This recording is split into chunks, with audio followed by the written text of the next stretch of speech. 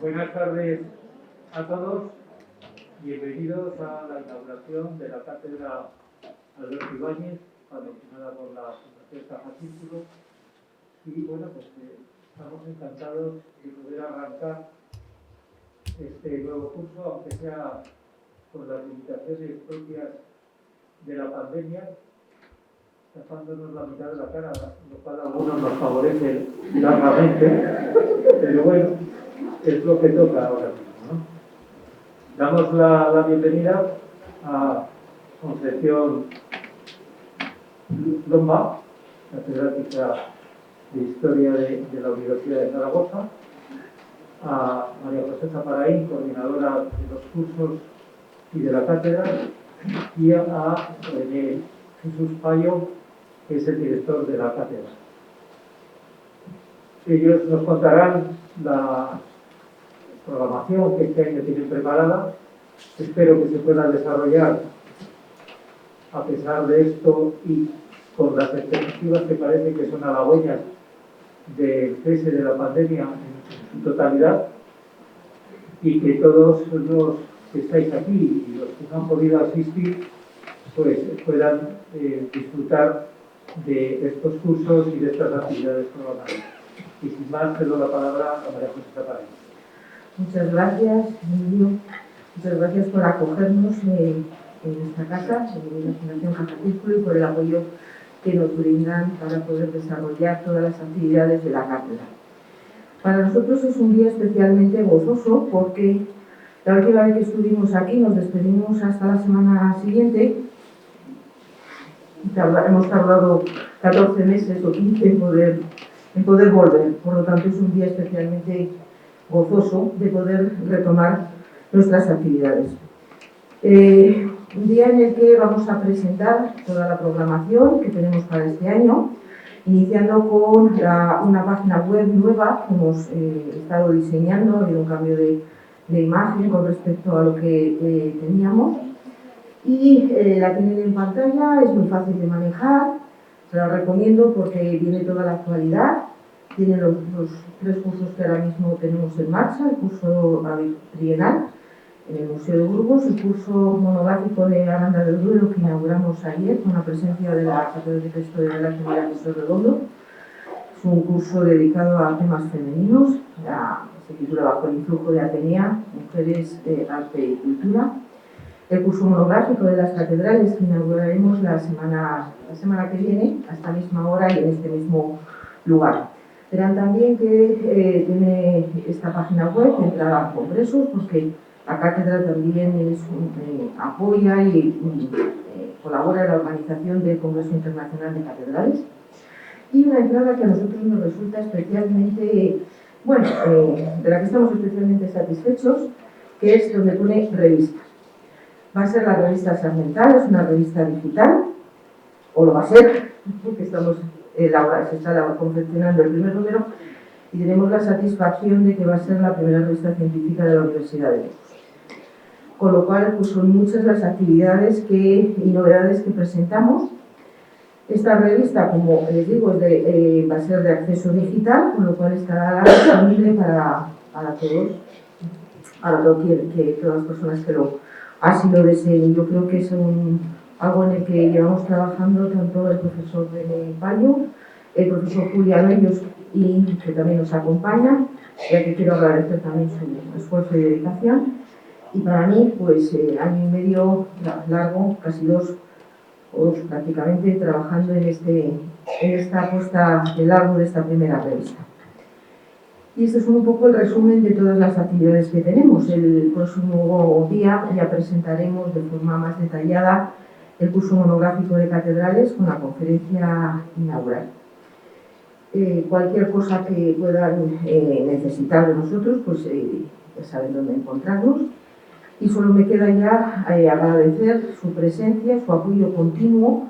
No hay nada más que ver el apoyo que tiene esta actividad, porque sin ustedes, y su interés, y su apoyo, su preocupación, pues nada de todo lo que nosotros pretendemos hacer, pues tendría sentido, ¿no? Porque estar nosotros con nosotros mismos, pues muy bien, pero no tiene sentido. Nuestra razón de ser es por ustedes y que sabemos que siempre están ahí, que yo me encuentro a algunos de ustedes por la calle y nos preguntan qué vamos a hacer, cuándo empezamos. Y bueno, pues tengo la satisfacción de 14 o 15 meses después poder retomar estas actividades. Muchísimas gracias por estar una vez más aquí. Buenas tardes a todas y a todos. Mis palabras sin querer deben ser también recogiendo lo que señala la doctora, la profesora Nazarena, agradecimiento a la Fundación Cajacírculo. Muchas gracias, Emilio, muchas gracias, Laura.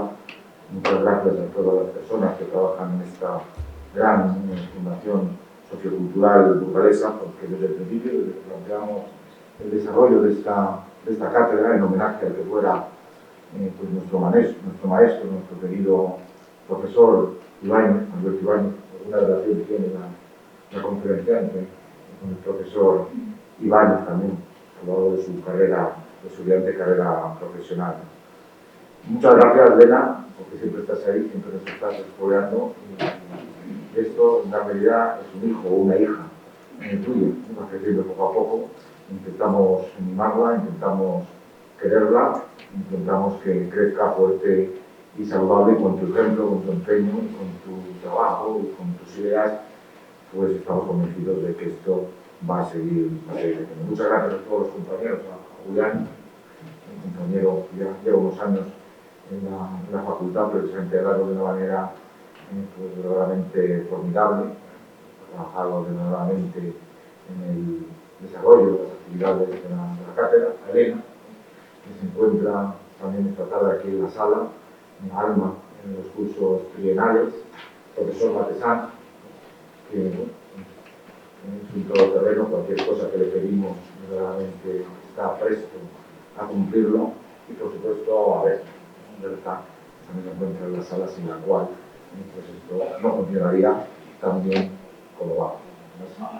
Berta en momentos complicados y siempre con una sonrisa pues saca los trabajos adelante sin ningún tipo de preocupación. Y, como decía la profesora Paraín, gracias a todos ustedes. Es verdaderamente magnífico ver la sala llena. Me han comentado, por desgracia no pude estar en la inauguración en Aranda de Duero, pero me han comentado también que en Aranda de Duero pues el gran salón de actos de la Casa de la Cultura pues casi se llenó, estuvo prácticamente lleno. Esto tiene, la cátedra tiene una vocación de investigación, evidentemente, que se va a plasmar en esa revista Sarmental, pero también una vocación de difusión y de transferencia a la sociedad para que este saber, toda esta ciencia que se crea en una despachos, en los archivos, como consecuencia de los trabajos de los profesores universitarios, pues llegue a toda la gente, a toda la población y que sea disfrutado y conocido por toda la población. Sin ustedes esto no tendría sentido. También algunos nos han preguntado a la entrada qué iba a pasar con el viaje. Si Dios lo quiere, haremos ese viaje de las catedrales. Esperemos que la situación epidemiológica vaya evolucionando razonablemente y que allá, por ya la primavera, la primavera, a finales de abril, podamos disfrutar todos del patrimonio, del arte y, por supuesto, también de la convivencia. Bien, y me cumple ahora el grato honor de presentar a mi querida amiga y admirada maestra, la profesora Concepción Lomba Serrano. Muchas gracias, Concha, por estar aquí esta tarde con todos nosotros. Concepción Lomba es una persona muy ocupada.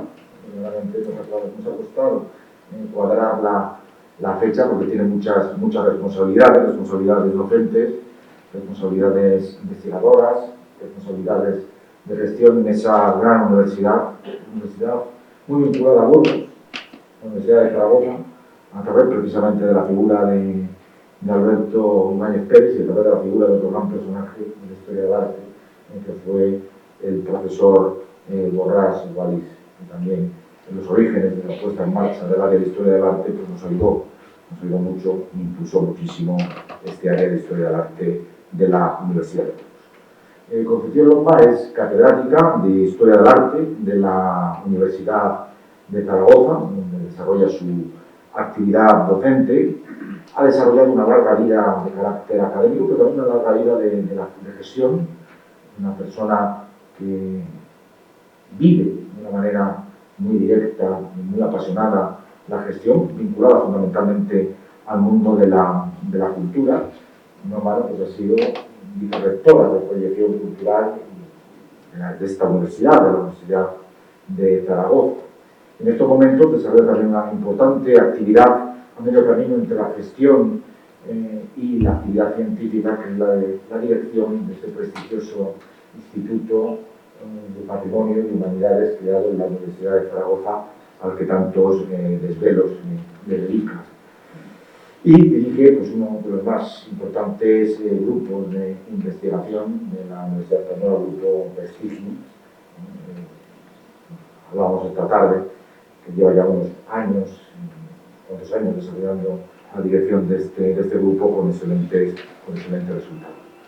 Aunque sus inicios como investigadora se centraron en el mundo de la edad moderna, su tesis doctoral dio lugar a un magnífico libro, Las casas consistoriales en Aragón en los siglos XVI y XVII, pronto quedó seducida por el mundo de la contemporaneidad y inició, una vez terminada su tesis doctoral, pues me atrevo a decir una segunda vida vinculada al mundo de los museos. Es conservadora en el área del cuerpo facultativo de conservadores de museos y le tocó vivir su actividad profesional en una época verdaderamente apasionante, los orígenes del Museo Centro de Arte Reina Sofía. Trabajó en el antiguo Museo Español de Arte Contemporáneo y después desarrolló una importante labor en el germen, en el desarrollo del Centro de Arte Reina Sofía de Madrid. A partir de ahí, su vuelta a la universidad ya estuvo vinculada desde el punto de vista de la investigación pues al mundo del arte contemporáneo. Arte contemporáneo que ha trabajado desde dos niveles, desde el nivel de lo particular, de su entorno, sin duda alguna es la gran conocedora del arte contemporáneo en Aragón, del arte de los siglos XIX y XX en Aragón, pero también desde ese mundo aragonés ha saltado al mundo español en general y creo, no me equivoco, si señalo que es una de las grandes expertas del arte contemporáneo, sobre todo de ese periodo transitivo entre el siglo XIX y comienzos del siglo XX.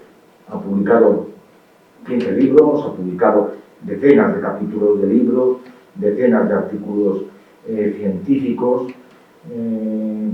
sobre personalidades de la historia del arte contemporáneo como Goya, como Saura, sobre aspectos transversales, sobre el asociacionismo artístico, sobre la pintura regionalista, el tránsito del siglo XIX al XX, el inicio de las vanguardias, de tal manera que es imposible hoy en día que se escriba un libro de arte contemporáneo sobre España donde el nombre de Lombard pues no salga. Y además ha desarrollado también, como consecuencia de esa otra vida, como museólogo y museógrafo, pues una gran actividad como comisaria de exposiciones. Lleva en la vena la transferencia, el llevar desde la universidad a la sociedad pues todo lo mucho que conoce. Y en los últimos años pues ha dedicado de una manera muy oportuna y muy pionera al estudio de las artistas de vanguardia de España, de las artistas de los siglos XIX y XX, de todo el siglo XIX y comienzos del siglo XX. Bajo estas perspectivas, pues quiero citar pues, un libro que resulta hoy en día un clásico, publicado por el CSIC, bajo el eclipse, Pintoras en España, 1908-1936, una obra verdaderamente de referencia. Creo que no conviene que me dilate más, que hable más, porque sin duda alguna todos estamos esperando pues, ver ese papel en parte oculto y poco conocido que han tenido las mujeres artistas en los años iniciales del siglo XX en torno a ese momento, a esa edad de plata, a esa generación de 20. Muchas gracias, Concha, por tu presencia y tuya es la palabra.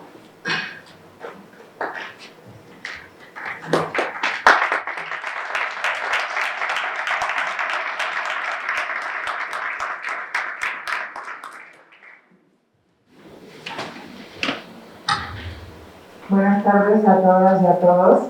Estoy un poco abrumada, no le hagan caso, ya sé que es una persona querida por ustedes y por mí, el profesor Payo, pero ha exagerado notablemente en esos calificativos hacia mi persona.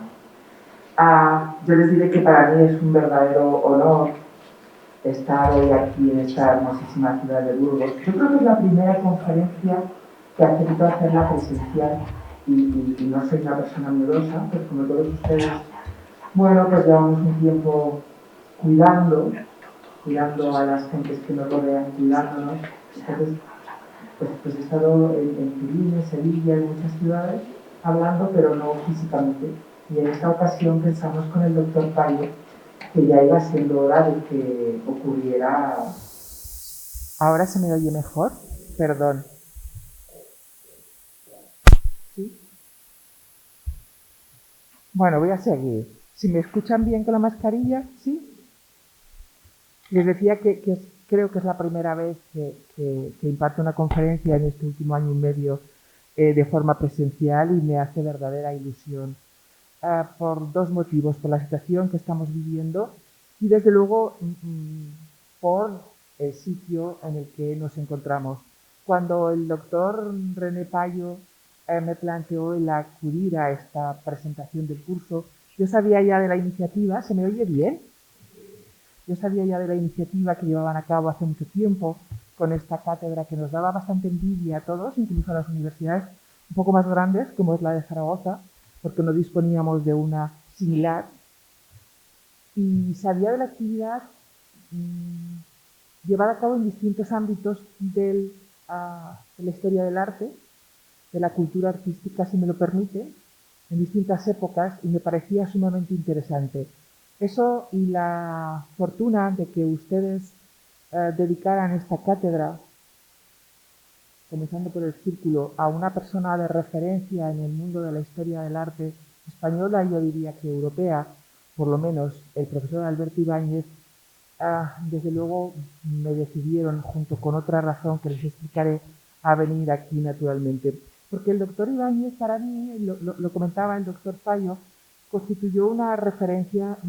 Ustedes saben que cuando somos jóvenes las tesis doctorales constituyen un momento importante en nuestra trayectoria académica y los tribunales se recuerdan con especial cariño, sobre todo si están integrados por aquellas personas que nosotros deseamos. Y mi tutor, desde los 18 años, desde el primer artículo que escribí hasta que por desgracia falleció, el profesor Borrás me dijo: ¿quién quieres que venga a tu tribunal? Naturalmente el primero fue el profesor Alberto Ibáñez, y desde entonces la verdad es que su figura siempre ha sido una especie de referencia. Y resultó que ese profesor tenía un alumno, un discípulo distinguido, al que yo conocí también a través del profesor Borrás, y vericuetos de la vida coincidimos siendo ambos vicerrectores, porque él hablaba de mí, pero él llevaba mucho más tiempo, como ustedes bien saben, en el vicerrectorado de esta universidad.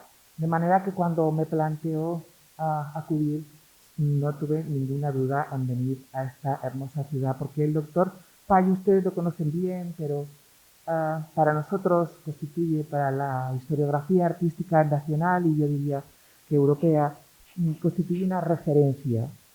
A mí me resulta difícil hablar de una persona a la que profeso un gran respeto intelectual y es una gran persona además a quien considero mi amigo. De manera que no tuve ninguna duda. Gracias por la invitación y gracias también a la Fundación, porque no es frecuente, la Fundación Caja Círculo, no es frecuente que todavía las cajas de ahorros famosas continúen con esta trayectoria con la que originariamente fueron concebidas y a la que han dedicado mucho y mucho esfuerzo, de manera que tienen ustedes la fortuna de disponer, y lo digo desde la perspectiva exterior, de disponer de una fundación de una caja que parece cómplice de todas sus actividades.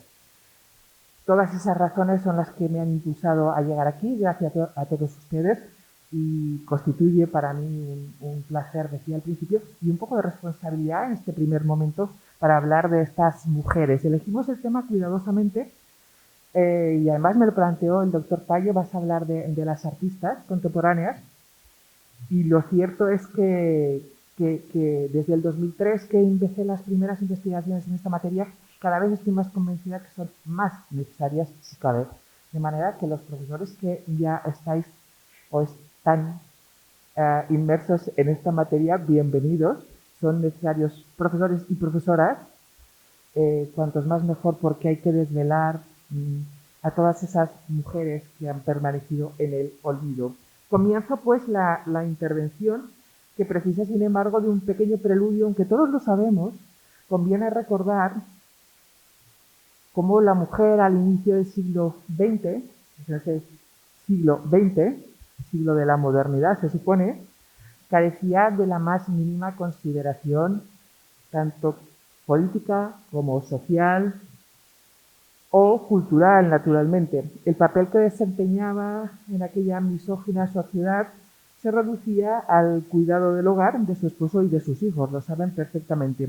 Incluso una amplia corriente científica las consideraba inferiores biológicamente, desde el punto de vista biológico, a los hombres, y además las suponía carentes de toda moral en todos los ámbitos de su existencia, naturalmente carentes de cualquier capacidad crítica. En materia artística, el asunto no era mejor, o la situación no era mejor. Seguían vigentes comentarios tan mordaces como el que están viendo ustedes en la portada de la revista Simplicissimus. Por cierto, era una revista alemana bastante avanzada, se consideraba una de las más avanzadas o una de las más progresistas en aquel comienzo, en los albores del siglo XX, y no puede, el comentario, lo están viendo ustedes, no puede ser más elocuente. Mire, señorita, existen dos clases de pintoras, unas que quieren casarse y otras que tampoco tienen talento. Esa era la consideración. No nos olvidemos que todavía en la época a la que me voy a referir, las artistas seguían detentando no solamente en España, en territorio al que dedicaré este tiempo, sino en toda Europa. No había diferencia entre lo que ocurría en nuestro país de lo que ocurría de lo que sucedía en el resto de los países de nuestro entorno, o lo que estaba ocurriendo ya en Norteamérica. En ese contexto, decía, emergió esa generación del 27, una generación a la que se refirió Carmen de Burgos en un libro que publicó precisamente ese mismo año, en ese 1927, y que se tituló La mujer moderna y sus derechos. Lo están viendo algunas de las frases, y he querido traer a colación esta que se refería precisamente a la modernidad que latía en el mundo de las mujeres. Decía, hay modas y costumbres que permiten a la mujer salir a pie o guiando ella misma su coche, sin tener que llevar la indispensable dueña u obligar a la madre a acompañarla. Poder ir vestida como quiera, asistir a fiestas, entrar en el café y en el teatro, jugar con sus amigas una partida de polo y bailar un té danzante. La mujer toma parte de todos los deportes, nadan como sirenas al lado de sus compañeros y alcanzan premios de natación en difíciles travesías, reman, conducen barcos, son ciclistas, amazonas y aviadoras, se ejercitan en todos los juegos, tenis, pelota y hasta boxeo. La evolución, esto es lo que me interesa más, ha sido tan rápida que parece que hay muchos siglos de distancia entre las mujeres de 1899 y las actuales. Naturalmente, Carmen de Burgos había cambiado sus planteamientos cuando escribía estas páginas. Hacía como 15 años no profesaba esta creencia en la igualdad entre hombres y mujeres, y casi siempre se refería, y todavía ahora se refiere, como habrán podido notar, a las mujeres de un cierto sector social, de una cierta clase social, que es la que podía permitirse este tipo de situaciones. De cualquier manera, era esa nueva mujer que se atisbaba en el siglo, en el año 27, y que estaba llenando no solamente el imaginario colectivo, esas revistas que iban cada vez más aumentando sus tiradas, las revistas culturales, pero también la prensa habitual de la época, incluidos los anuncios, los propios escaparates. Todo parece que comenzaba a cambiar. Incluso había algunas novelas tan modernas como la que les traigo aquí un trocito, de Jorge Díaz Fernández, que tituló La Venus Mecánica, escrita ese mismo año, y que aludía precisamente a este nuevo tipo de mujeres que en teoría estaban emergiendo en toda la sociedad, y ahora no digo solamente europea, sino europea y americana. Decía, en las mujeres que desfilan por la novela es donde quise acentuar el gesto de mi generación. Todas, más o menos, son Venus mecánicas, mujeres que abrazan las cosas más graves y profundas con un gesto alegre y superficial. Fíjense en todos, el subrayado es mío, ¿eh? Una de ellas inventa una religión, no para justificar la muerte, sino la vida. Otra esculpe al hombre integral, para despreciarlo. La misma protagonista, una neorromántica, resulta una mujer mecanizada cuando se mueve por exigencias del medio. En realidad mi novela es una suma de mujeres cuyo total es la mujer de hoy, una obra sintética, veloz, superrealista como nuestro tiempo, cuyo escenario es el Madrid de los cabarets y los hoteles. En el fondo estamos hablando de con un cinismo evidente, pero estamos hablando de una nueva imagen de mujer que sí es cierto, se desarrollaba en estas fechas, o al menos en unos ciertos círculos, en un cierto sector social en el que emergía esa nueva Eva, como se la denominaba en estos momentos. Esa nueva Eva era una mujer cuya imagen están viendo ustedes en pantalla, un retazo de uno de los lienzos que ustedes sí que conocen con seguridad, pintado por una fantástica artista que vivió muy próxima a Burgos, y que eran mujeres que fumaban, mujeres que estaban, pues, primero, cómo iban vestidas. Aparecían vestidas con esos jerseys ajustados, esos suéteres ajustados que realzaban el torso. Nunca jamás se había visto a una mujer vestida de este tipo. Dejaban los brazos al descubierto, tampoco había ocurrido nunca. Con esas seductoras medias transparentes que tampoco habían sido utilizadas nunca, o esos escasos sombreros que tenían que llevar cuando salían a la calle, mejor todavía acompañadas que ellas solas. Y el pelo, el cabello podían cortárselo. La moda era la que están viendo ustedes y que conocen a la perfección, esas melenitas a lo Axon que lucen nuestras protagonistas de esta obra. Pero sobre todo aquellas mujeres leían, estudiaban, ya accedían a los estudios de carácter superior, a los estudios universitarios. Esas mujeres podían acudir a la playa, hacían deporte, incluso podían usar ese tipo de trajes de baño, de bañadores, mujeres que cuidaban de su cuerpo, que cuidaban de su salud y que en el fondo estaban concibiendo un universo completamente distinto. Es verdad que, vuelvo a insistir, pertenecían casi siempre a un tipo de sociedad acomodada que no tenía carencias económicas.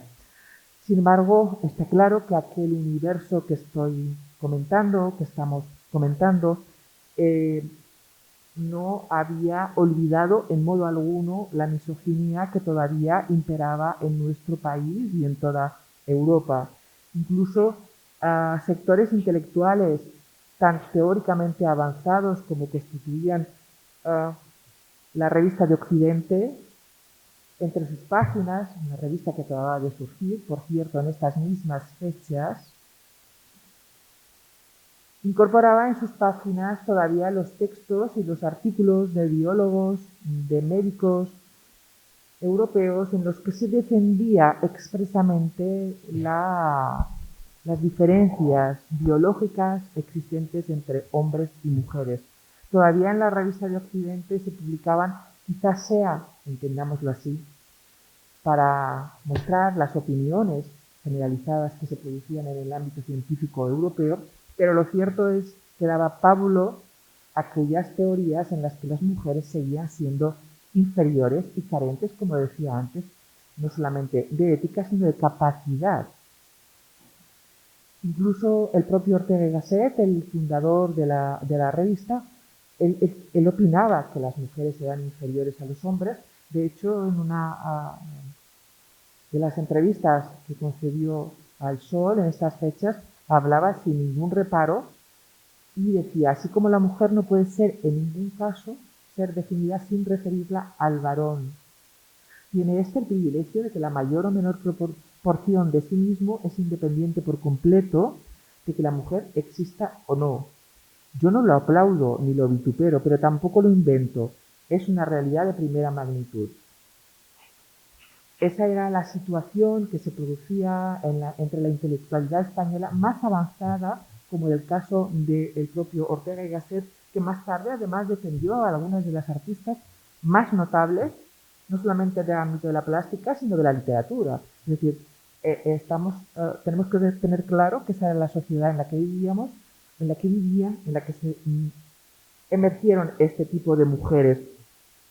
Solo que es cierto que había un sector minoritario que poco a poco iba proponiendo nuevos derechos y defendiendo la posibilidad de que la mujer fuera poco a poco, cada día, un poco más independiente y aparecieran figuras tan notables como las que tenemos en la pantalla, además de Carmen Burgos, que ya le he citado, a Clara Campoamor, o la propia María Cambrils, que publicaba ese pensamiento socialista, el feminismo socialista, justamente en esas mismas fechas.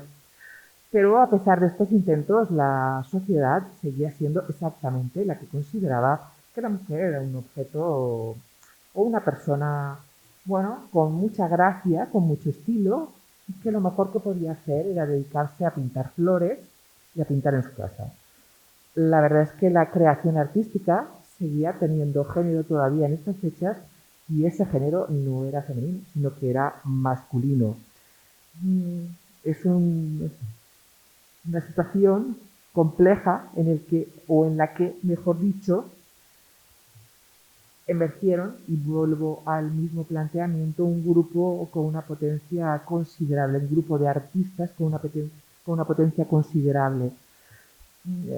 Apoyadas, es verdad, y hay que remarcarlo, también por un sector casi siempre perteneciente al mundo privado, al mundo de la empresa privada, que iba abriendo nuevos escenarios, nuevas posibilidades para que estas mujeres pudieran exponer sus obras, pudieran reunirse, pudieran impartir sus propias charlas y sobre todo pudieran acudir con la misma libertad que los hombres a seguir formándose. Es cierto que ocurrió en algunos sectores concretos y se crearon estructuras potentes e importantes que posibilitaron que estas mujeres tuvieran acceso a esa formación. Me refiero a algunas instituciones como el Liceum Club Femenino, que surgía en Madrid precisamente en 1926. Fíjense que es una empresa privada que organiza, además conocemos perfectamente su historia, porque a España llegó muy tarde, frente a su origen londinense, a comienzos de la centuria, y además se fue distribuyendo por todas las ciudades europeas, por las más importantes ciudades europeas. Italia, entre el año 1905 y el año 1912, aproximadamente, creó hasta 4 Liceum Clubs, dando ocasión a que las mujeres de cualquier tipo, de cualquier segmento social, pudieran formarse culturalmente y en todos los ámbitos que les interesaban, impartiendo conferencias, abriendo salas de exposiciones, etc. En España, decía, se abrió el primero en Madrid y más adelante en Barcelona, ya en la época de la República, en 1931. Junto con el Liceum Club, una revista importante a la que he citado a su fundador, Ortega y Gasset, la revista Disidentes, que permitió, a pesar de esos pronunciamientos, no solamente permitió, sino que inauguró una serie de exposiciones en aquel Madrid de 1927, en el que por primera vez expuso una de las más notables artistas de esta generación, que ustedes conocen todos seguro, que se llamó Maruja Mayo.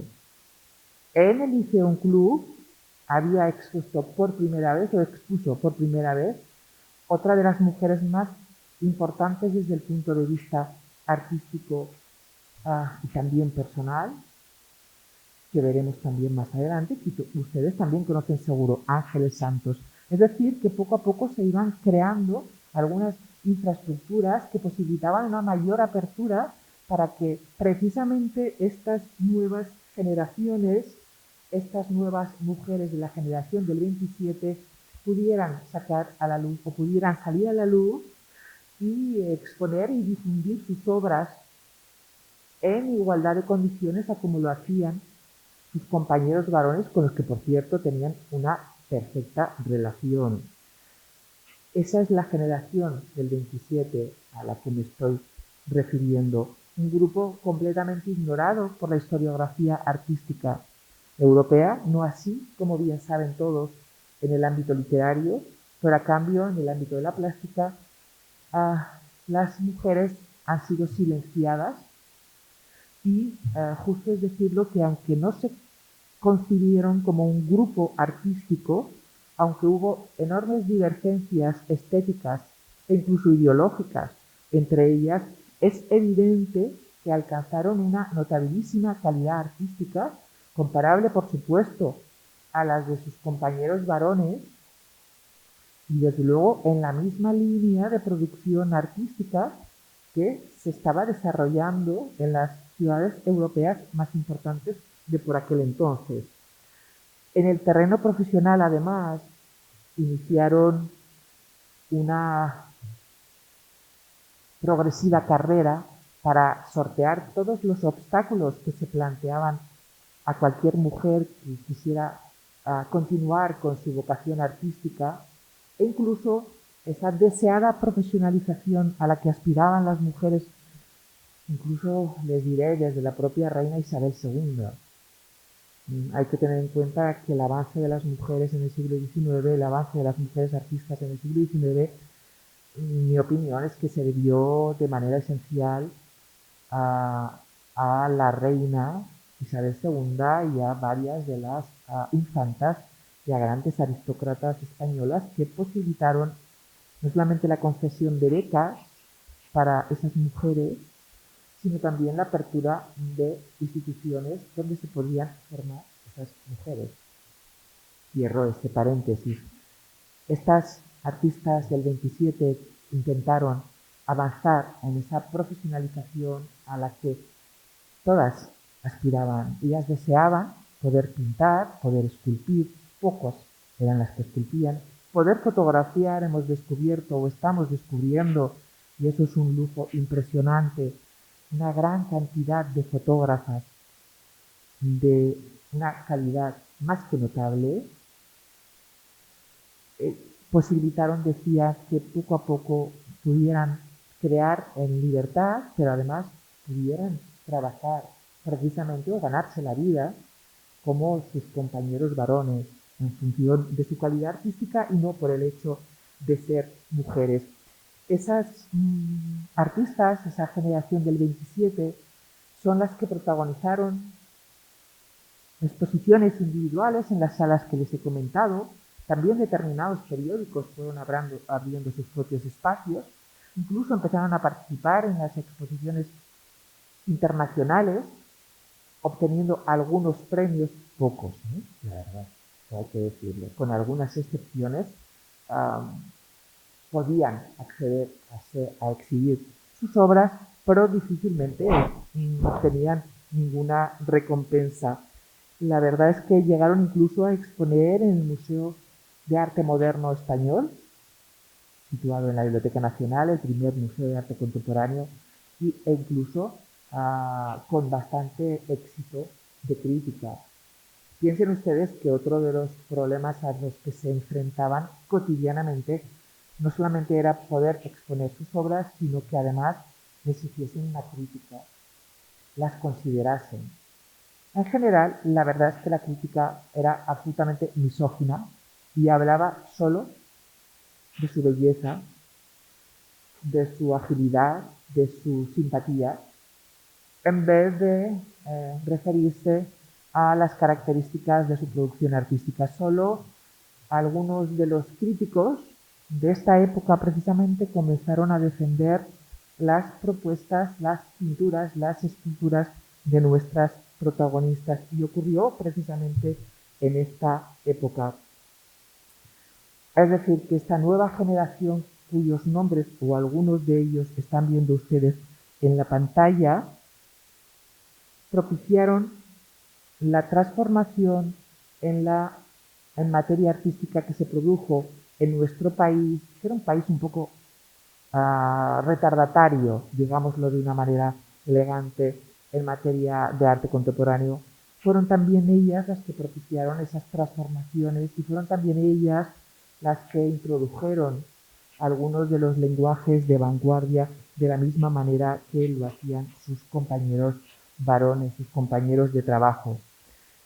Y en ese sentido, ellas, lo mismo que ellos, practicaron algunos lenguajes avanzados, algunas corrientes artísticas avanzadas, de vanguardia, como decimos, caracterizados sobre todo durante esta época, por las gentes de esta generación, por los realismos de nuevo cuño, realismos modernos, realismos de vanguardia, pero realismos, y algunas ensoñaciones poéticas y algunas, o el inicio de un surrealismo que indudablemente se potenciaría años después, en los años 30.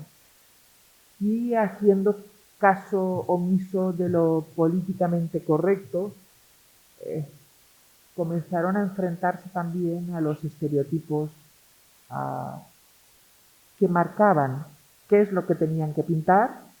Tenían que pintar flores, cómo lo tenían que hacer de una forma académica e incluso en qué formato debían emplear. Pequeñitos para que pudieran lucir en los salones de algunas de las casas.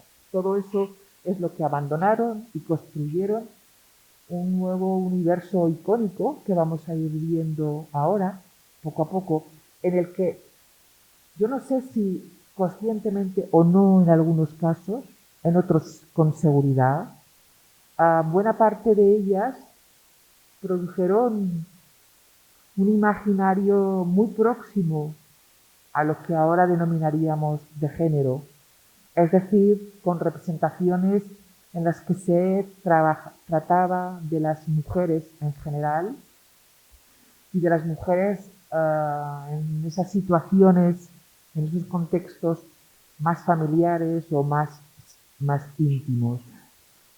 Sería una nueva forma de preludiar lo que en los últimos años ustedes están viendo con las artistas más recientes. Entre ellas, todas las que están viendo citadas y muchas otras más, son las que integraron la generación del 27, que comenzó precisamente a darse a conocer en esas fechas en el territorio español y que luego fue capaz de exhibir esa producción también en la propia Europa.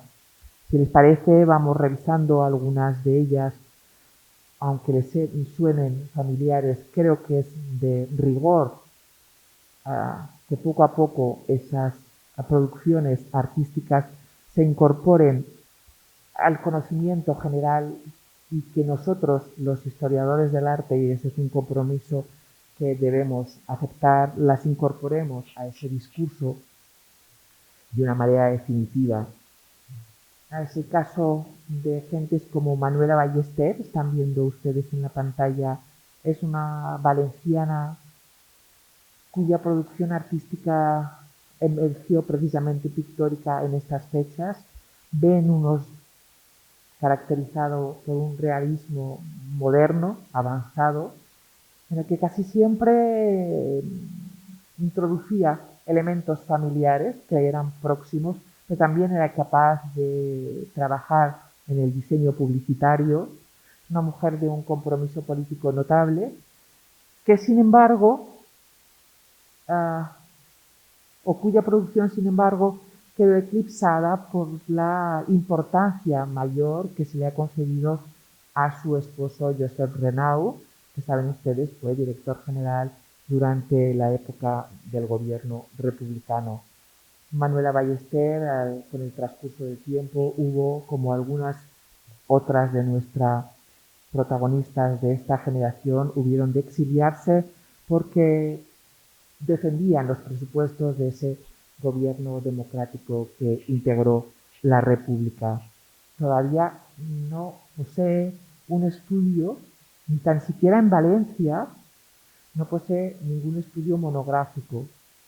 Gentes como Corredoira, María del Carmen Corredoira, como supondrán una gallega de pro, a la que sí se le han dedicado algunos artículos en los últimos tiempos, quien manifestó una especial predilección por todos los temas referidos a las mujeres, con independencia de que lo protagonizaran gentes de una clase social u otra, trabajadoras, como esta lechera que tienen en la pantalla, campesinas, pero también gentes de la burguesía más alta de la sociedad gallega, mujeres urbanas que habitaban también ese mundo.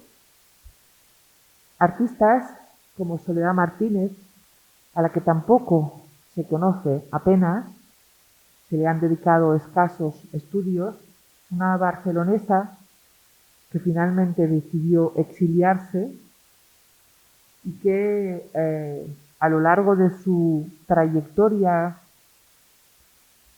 llevó a cabo obras de carácter considerablemente importante, se formó en países europeos y retratos como los que están viendo fueron bastante habituales. Como verán, seguían inmersas en la figuración, esa figuración de carácter moderno, cada una completamente distinta, para representar aquel imaginario que les era más próximo, que les parecía más sugerente. No es casualidad que haya incorporado este tipo de obras, pero debo decir que no he hecho ninguna trampa en modo alguno, porque todas ellas tuvieron un interés especial en representar, en recrear, en retratar, si lo prefieren, a las gentes, a las mujeres que las rodeaban. Mujeres, obviamente, pertenecientes casi siempre a clases sociales, en este caso el de Soledad Martínez, de una alta burguesía o de una cierta intelectualidad. O gentes como María Roeset Velasco, especialmente querida por mí, porque por fin encontramos a sus herederos y la colección de obras que conservan, y realmente es espectacular como una persona tan joven, su primera exposición individual fue con 21 años, en 1925, ganaba con este autorretrato precisamente, en el que se le ve en su domicilio, sencillamente, en esa figuración, insisto, vuelvo a insistir, de carácter moderno, representaría esa nueva imagen de las jóvenes mujeres. Ganó un segundo premio precisamente con este autorretrato, decía, con tan solo 21 años de edad. Evidentemente a su familia no le hacía mucha ilusión, diría, para utilizar un término cuidadoso, y si bien es cierto que todas las artistas que estamos viendo hasta el momento, que les estoy mostrando sus obras, pertenecían a familias, no solamente en una posición social sobre la que he insistido, sino mantenían una estrecha relación con sus familiares que sí les permitían o que sí les habían concedido permiso para proseguir con su vocación. Este era el primer obstáculo que debían sortear, y lo cierto es que lo sorteaban muy pocas mujeres. Si no lograban la aquiescencia de sus padres, de su familia y luego de sus esposos, era imposible no difícil, imposible que pudieran proseguir con su trayectoria artística. María Rosset lo consiguió finalmente y casi siempre era apreciada cuando realizaba alguna exposición, solo que el aprecio y los elogios tenían que ver con este tipo de afirmaciones amables, pero afirmaciones en las que se ponía poco énfasis en cómo pintaba y más en cómo era. Decía, si hubiéramos de atender a la expresión física de su arte, diríamos que es una pintura desenvuelta, ágil y vigorosa, pintura de muchachas modernas que visitan la sierra con frecuencia y lucen sobre el campo de tenis la gracia de su silueta blanca, pintura sin melindres, que no pueden ser de ningún modo lo que fue la pintura del siglo XIX antes de recibir las sacudidas del postimpresionismo, fíjense ustedes. Bueno, al fin y al cabo, eran gentes jóvenes, eran gentes a las que se tenía, insisto, más en cuenta por su belleza, por su simpatía, que por sus características estéticas. Y recreó un universo como el que están viendo ustedes, en las que el autorretrato era una de las cuestiones, uno de los géneros preferidos por nuestra pintora. Es la misma imagen que han visto ustedes en las fotografías que proyectaba al inicio, y las mismas imágenes o similares a las que incluso otras fotógrafas que les mencionaré proyectaban.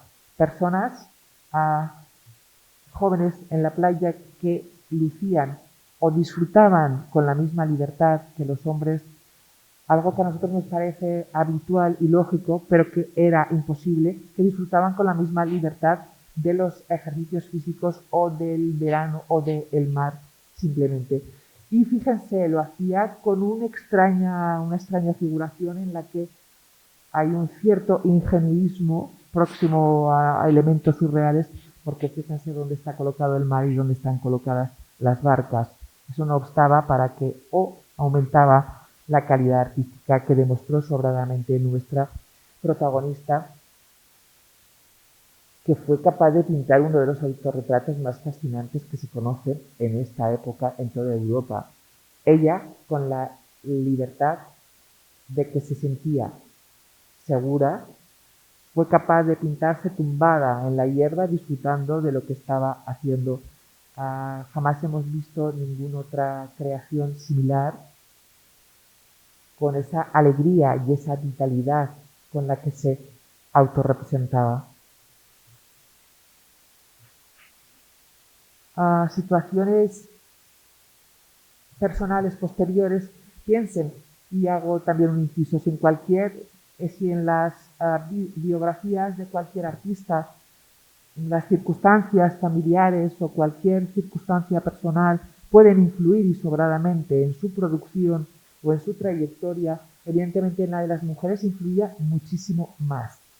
Algún percance complicado que además había descrito o describió el gran Alberti en uno de sus libros, produjo que quisiera abandonar España, y su familia le permitió que prosiguiera su aprendizaje en Roma, lo cual era harto complicado por estas fechas. Y fíjense cómo seguía autorretratándose, retomando esas propuestas estéticas de los grandes muralistas italianos de la época renacentista. De nuevo, Marisa Rosset volvía a recrear ese universo particular y personal, como lo hacía de una manera mucho más moderna, mucho más avanzada, en esta obra que, por cierto, ganó un premio internacional en la Exposición Iberoamericana de Barcelona. Rara avis consiguió, o se consiguieron, 2 premios importantes en las exposiciones universales celebradas ese año en España, una en Sevilla y otra en Barcelona. Naturalmente está haciendo gala de esa libertad al representarse incluso fumando como si fuera un caballero.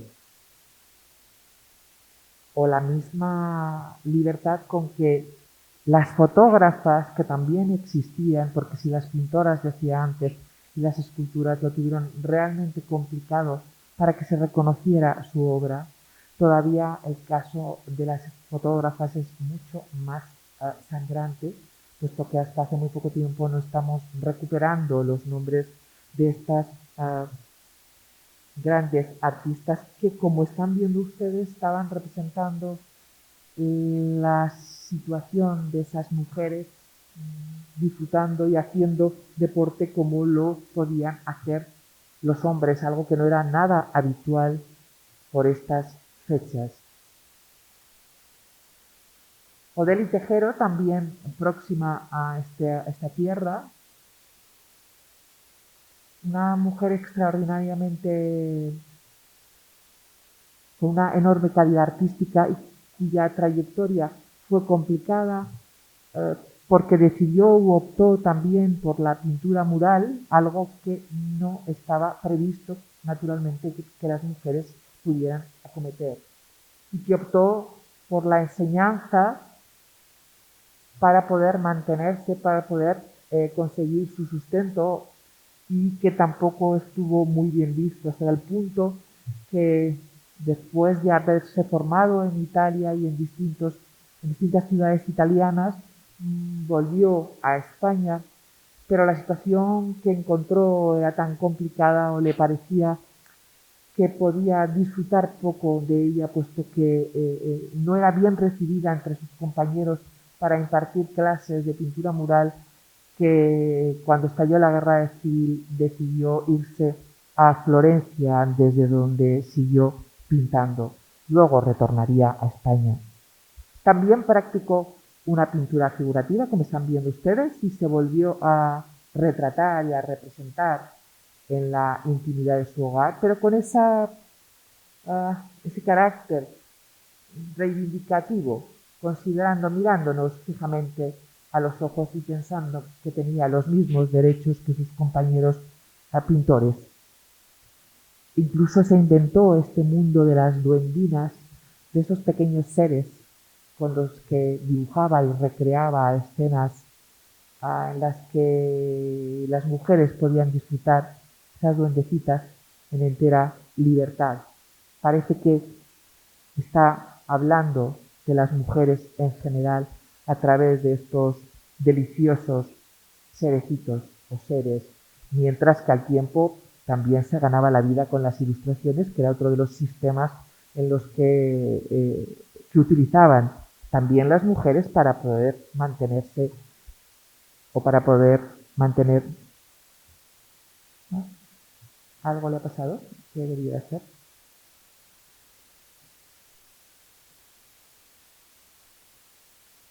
¿Me arriesgo?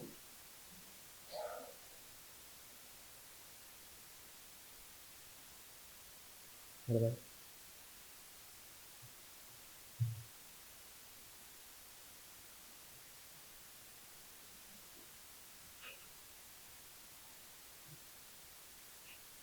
¿Alguien me podría socorrer? A lo mejor Elena.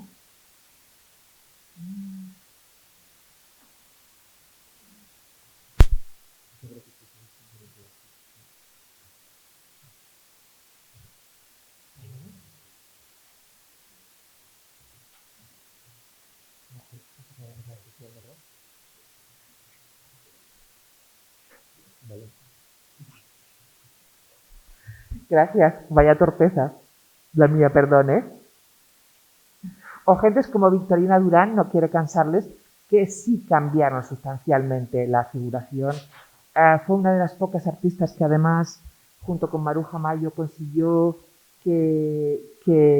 obtener una beca de la Junta de Ampliación de Estudios y se fue a estudiar al extranjero con una beca realmente otra vez concedida por una entidad privada, y desarrolló también un lenguaje entrecubista mucho más avanzado, distinto a esas figuraciones que gustaban más a nuestras mujeres, mucho más conocida quizás por sus devaneos y por la forma de vivir en libertad que sí le podían permitir porque sus padres seguían siendo cómplices de esta capacidad creativa o creadora que tenía Victorina Durán, que también acabó exiliándose en México.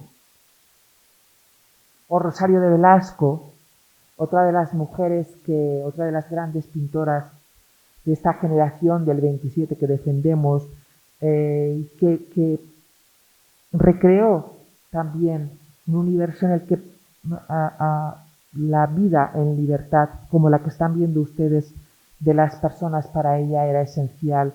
Por primera vez en España, se había hecho hace pocos meses en Alemania, se pintaba una imagen como la que están viendo ustedes en la pantalla.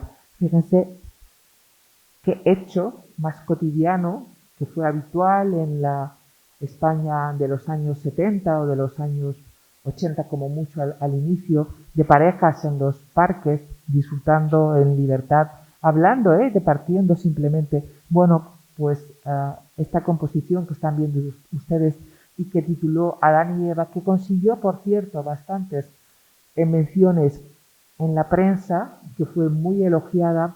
Por otra parte, creó un gran escándalo entre un amplio sector de la crítica y de la sociedad, porque les parecía muy reprobable la postura en la que aparecían ambos jóvenes. Fíjense de qué época estamos hablando o de qué situaciones estamos hablando. Fue la misma pintora que en 1936 ella se inclinó por el bando franquista, que en 1936 representó este gran lienzo que acaba de ser restaurado, por cierto, en el Museo de Valencia, y que se tituló La matanza de los inocentes, y que empleó en ese lenguaje, en ese nuevo realismo que tanto gustó en las exposiciones que celebró en Berlín o en Dinamarca, en Copenhague, Dinamarca. Utilizó, decía, agentes comunes para recrear un asunto bíblico, agentes que conocía y que sufrieron el desastre de la guerra. Por cierto, nos contaban que cuando presentaron el lienzo, una vez restaurado, algunos de los personajes, no, el niño que aparece en brazos de esa mujer, todavía estaba vivo, y fue tremendamente emocionante el descubrirse a sí mismo en esta pintura. Marga Gil Roset, también existieron escultoras, muy pocas, perteneciendo también a una saga familiar importante, intelectualmente hablando, que fue reconocida gracias a su amistad con el escritor y su esposa. Por desgracia, estas hermosas esculturas, muy expresionistas, por otra parte, no llegaron a buen puerto, pues que su trayectoria se vio interrumpida por el suicidio, algo que no era infrecuente, les diré, en esta época para algunas de las mujeres que no llegaban a soportar las críticas que se hacían a sus personas y también a sus familias, porque sencillamente estaban esculpiendo, en este caso en el de Marga Gil Roset, o pintando en otros casos.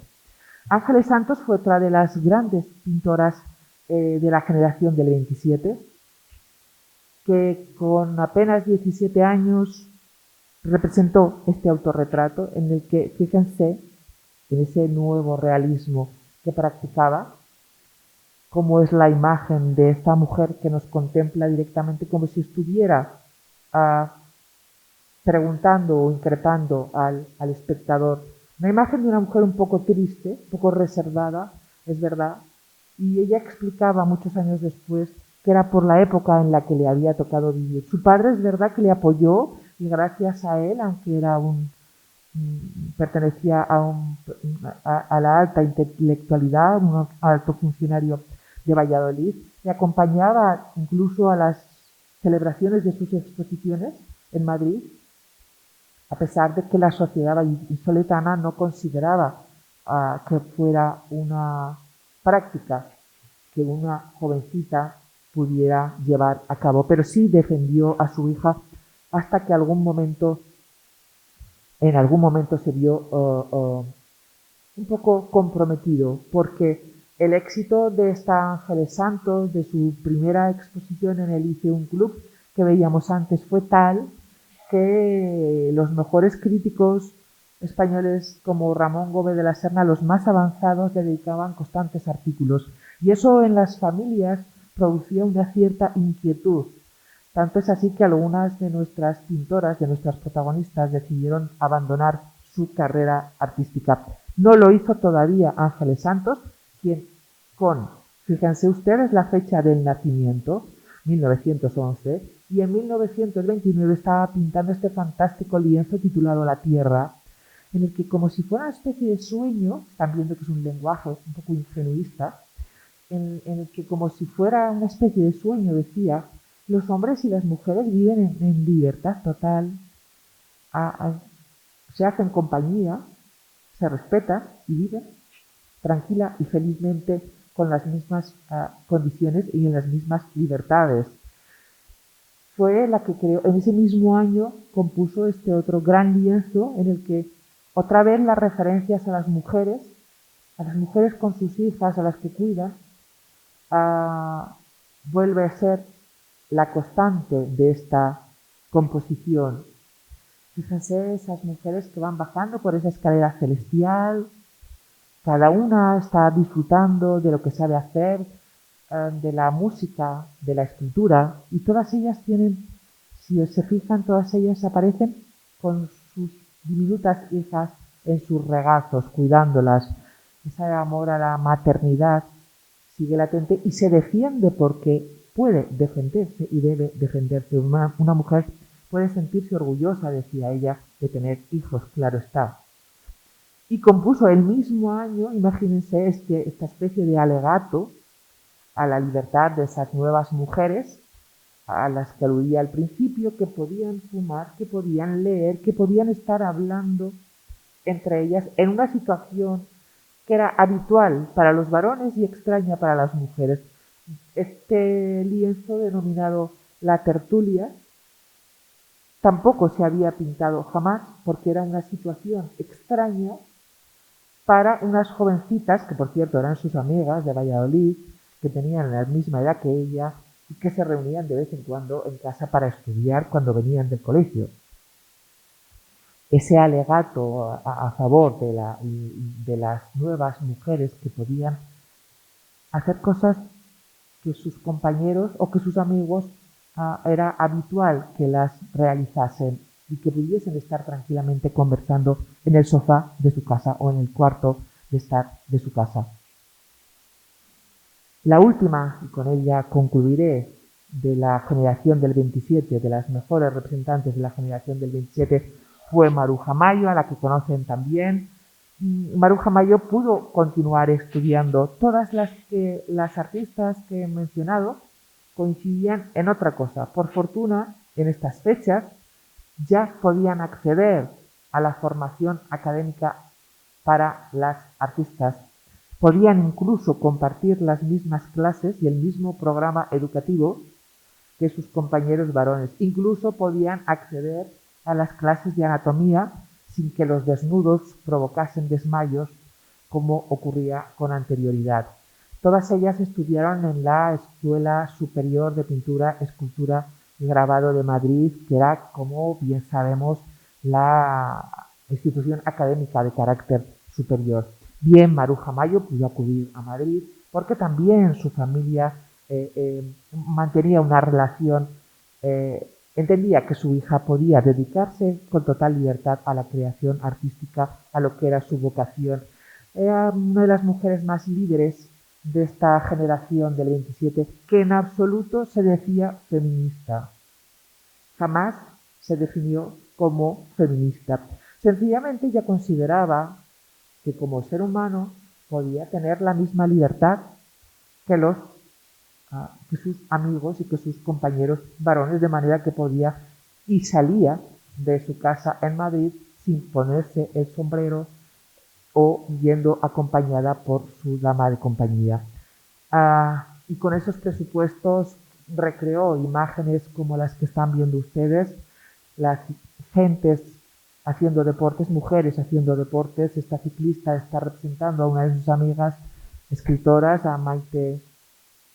a Concha Méndez, jugando al tenis, o esos escaparates tan modernos que aparecían en ese lenguaje muy inquietante que practicaba ya un surrealismo, cubismo entremezclado, en el que Maruja Mayo representaba como pocos el espíritu español, aunque parezca lo contrario.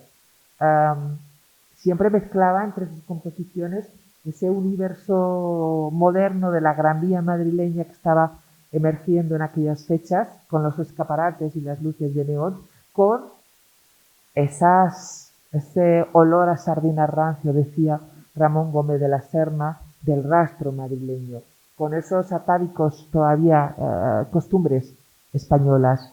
Ella quería profundamente a España y lo demostraba de una forma muy avanzada y muy moderna en estas composiciones.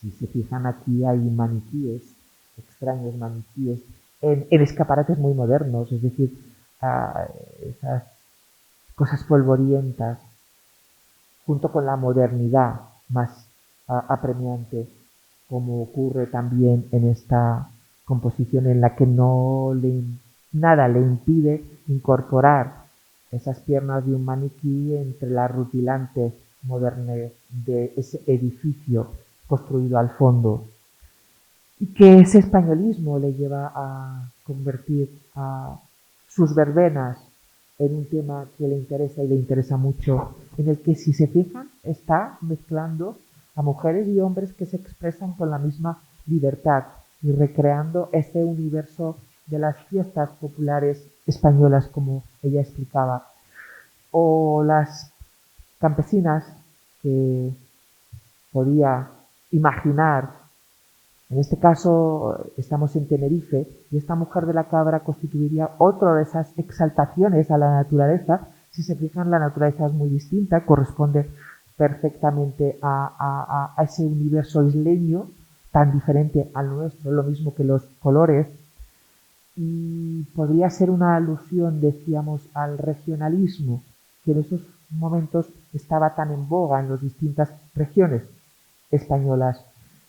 Solo que Maruja Mayo da un paso más y, en vez de recrear un regionalismo con las costumbres populares, ella lo hace con esa modernidad, ese lenguaje en el que la imagen de la isleña parece casi una escultura, utilizando esos volúmenes, y además con un empaque y con una libertad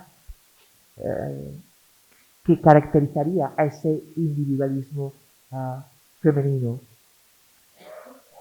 O lienzos como el que estamos viendo, en el que alude a las distintas costumbres de un país como el nuestro, en según qué territorios en los que convivían perfectamente costumbres muy distintas, en las que todavía las mujeres utilizaban esos burkas, se tapaban con gentes desnudas, como ocurría, y paseando con tranquilidad en un edificio, en una playa, en un paisaje hermoso.